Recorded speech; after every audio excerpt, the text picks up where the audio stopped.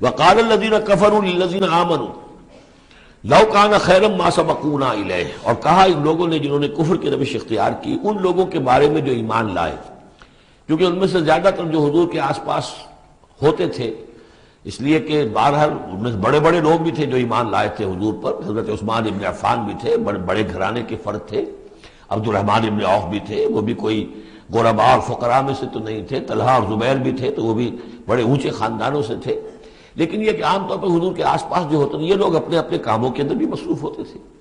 لیکن جو غرباء تھے وہ حضور کے ارد گرد زیادہ موجود رہتے تھے، اور یہ بات بار بار آ چکی ہے حضرت نوح کے بیان میں بھی اور پھر حضور کے بارے میں بھی کہ اے محمد تمہارے گرد تو ہم بیٹھے ہوتے ہیں ہمارے کمی کاری لوگ، بڑے گھٹیا لوگ، ہمارے پست طبقات کے لوگ جو ہیں، کوئی غلام ہے ہمارا، کوئی اور یہاں پہ محنت مزدوری کرنے والا ہے، تو ہمارے شایان شان نہیں ہے کہ ہم آپ کے پاس آ کر بیٹھیں، یعنی ذرا ان کو اپنے سے دور کرو، جس پر کہ اللہ تعالیٰ نے کئی مرتبہ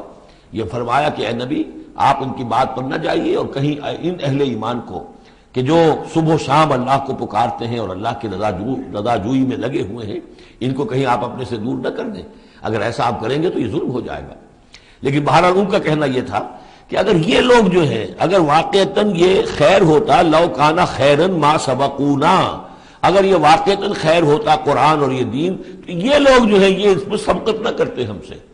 بڑے ہم ہیں، سمجھدار ہم ہیں، دانشور ہم ہیں، ایلیٹ آف دی سوسائٹی ہم ہیں، تو ہم نے تو پیش قدمی کی نہیں ہے، لیکن یہ لوگ پیش قدمی کر رہے ہیں، تو اس کا مطلب ہے کہ یہ بات بھی گھٹیا ہی ہے جو تم پیش کر رہے ہو، جس کو گھٹیا قسم کے لوگ قبول کر رہے ہیں۔ یہ طنز ہے اس میں چھپا ہوا۔ وقال الذین کفروا للذین آمنوا لو کان خیرا ما سبقونا وَإِذْ لَمْ يَهْتَدُوا بِهِ فَسَيَقُولُونَ هَذَا إِفْكٌ قَدِيمٌ، اور جب یہ اس قرآن کے ذریعے سے ہدایت نہیں پا رہے تو کہتے ہیں کہ یہ تو گھڑا ہوا چیز، گھڑی ہوئی چیز ہے، افک ہے، پرانی شے ہے۔